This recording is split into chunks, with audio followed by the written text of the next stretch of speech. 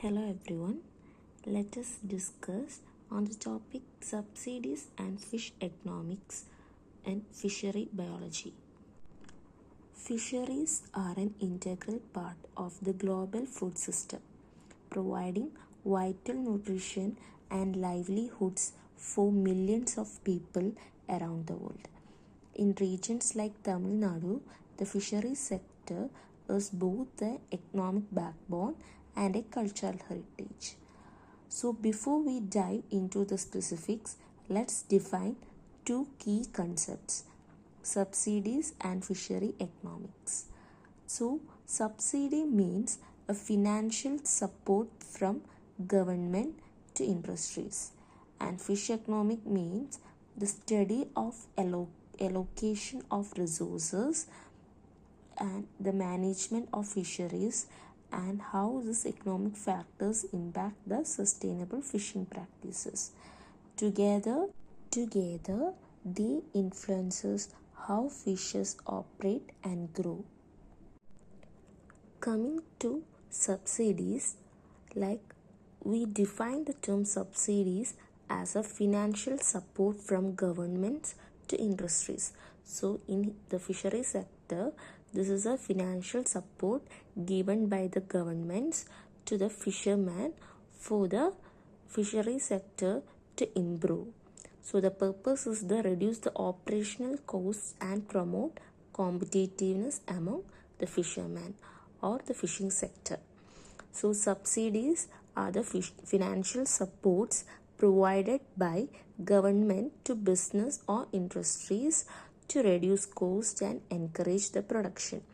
In the fishing industry, subsidies aims to support fishers and improve their competitiveness. However, there can be both positive and negative consequences. Coming to next slide, we will discuss different types of subsidies. There are so many kind of subsidies. Here we list few of them. So first one is direct subsidies. Direct subsidies can be many types like cash grants, price subsidies or production subsidies. So here the cash payments to individuals of business, like they will give a direct financial support in like cash payments to the organization or to the business or to the individuals. Like it also contains price subsidies, means the government will provide a financial aid to lower the price of certain food or fuel. So coming to next, indirect subsidies, it is not a non-cash support, it's like an tax exceptions or price controls. Here the financial support will not be given direct, like cash will not be given direct. The subsidies are like there will be a reduce in the tax of some goods or fuels or some products in the business. So coming to the production subsidies, there will be a subsidy for increase. Next one is production subsidies. This is also a subsidy which will increase the production of the into a sector or a business, which aims to increase the production mainly. Like next, coming to consumption subsidies, the government will provide subsidies to for the prices of some essential items such as fuel or food. They will lower the price. Next, coming to export subsidies, it will reduce the cost of exports and increase the competition internationally between the sector. It's a next is import subsidies. It's a rare case, but sometimes the government will reduce the cost of importing goods. Next is cross subsidies. It means higher profits or revenues from one group are used to subsidize and another group is called as cross subsidies. Coming to next slide, we will discuss about the subsidies for fishermen in Tamil Nadu. There are many subsidies are given in Tamil Nadu in fishing sector. So one of them is fuel subsidy. So fuel subsidy means the government will lower the cost of diesel for the fishing boat so that they can increase the fishing and increase the income. So in Tamil Nadu, they will decrease the price as 6.03 rupee per liter for up to 1800 liters per boat per month. So here diesel subsidy, fishermen operating mechanized and motorized boats get diesel at subsidized rates to reduce the operational cost. Kerosene subsidy is also the small scale fishermen using traditional boat with kerosene engine receive a kerosene subsidy to lower their fuel experiments. So next subsidy given by the government is fishing equipment subsidy.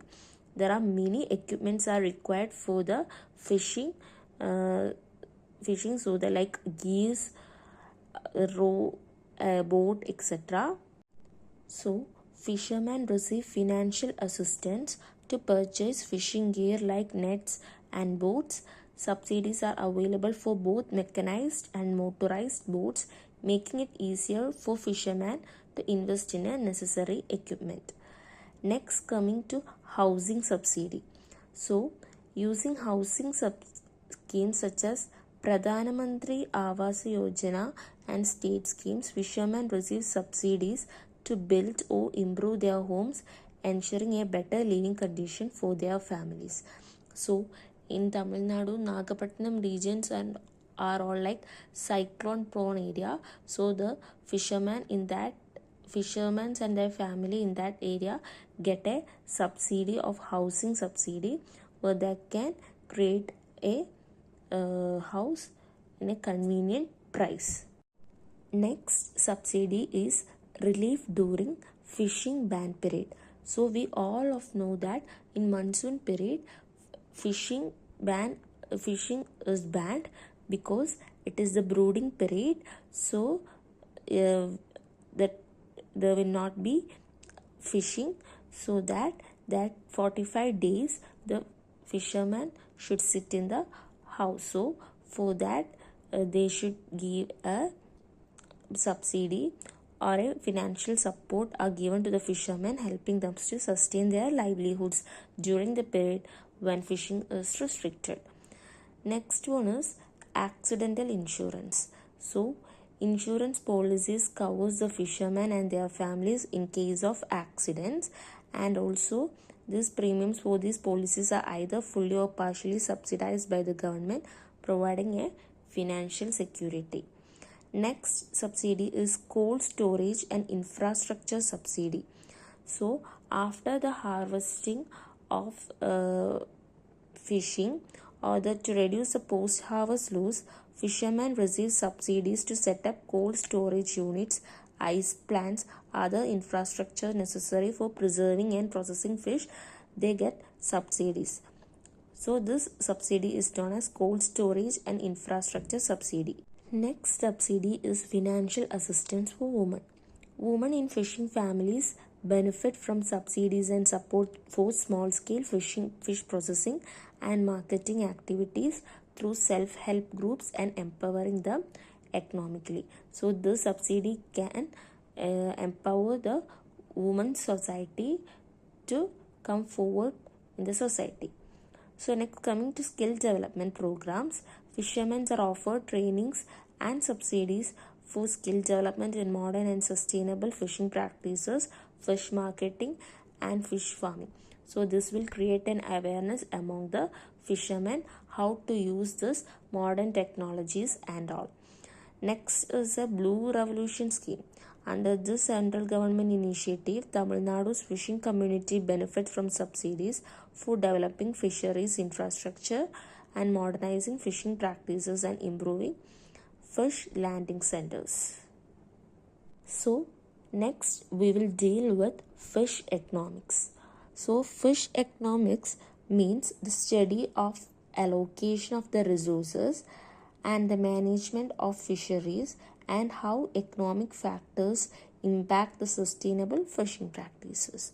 So here it refers as the studies of production, distribution and consumption of fish and other aquatic resources. Fish industry, as I earlier told, it's a crucial for food security and livelihoods, and it's a rich protein source for many 3 billion people in India, in not only in India, in the world, and it also provides livelihood for millions of people around the world. So, however, the sector is affected by various factors such as overfishing, environmental changes, policy interventions, including subsidies. So, fish economics, its importance is essential for food security and livelihoods, and the key economic activity in the coastal communities, and impacted by its overfishing and environmental changes and subsidies. So, in this slide, we will discuss about the byproducts of fish. It's also an economic importance of the fish. So byproducts of the fish, first one is fish meal. The sources like the fish offal or bones and skins, which uses highly protein animal food and fertilizers. It's a fish meal, it's a byproducts of fish bone or skin. Next is fish oil, and we all know that we take omega-3 supplements and it is given as a like in a capsule. Fish oil will be packed. So the source is oily fish tissues. From oily fish tissues it will be taken, and this omega-3 supplements by biodiesel and lubricants and animal feed are the uses.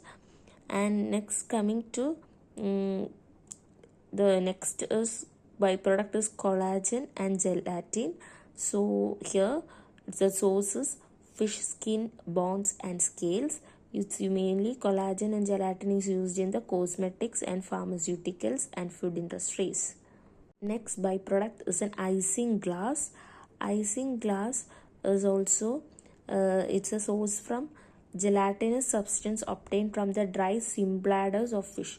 From the swim bladder of fish we will get a isinglass, and the uses is used to form its form of collagen, mainly used in the clarification or fining of some beer or wine and making certain cements and jellies. This is a picture of omega-3 supplements. Next byproduct of fish is chitosan. Its source is crustacean shells, like from shrimp and crab. The shell, from that shell we will get chitosan. The byproduct is chitosan, which is used for water purification and biodegradable packaging or medical bandages. Next, from the fish skin we will get fish leather, fishes like salmon and tilapia, and the items is fashion items. Leather, by using leather we use fashion items, belt, wallet, shoes, accessories, etc. Next is byproduct is fish hydrolytes, like from fish proteins and enzymes we will get fish hydrolysates, like it's used as an organic plant fertilizers and animal feed supplements. So coming to the economic importance of the fishing industries, I already told that fisheries are the integral part of the global food system, providing a vital nutrition and livelihood for many million people around in the world. So it's a global contribution. Fisheries provide food for billions and employment over 200 million people worldwide. Next, it's a GDP impact. GDP means gross domestic product.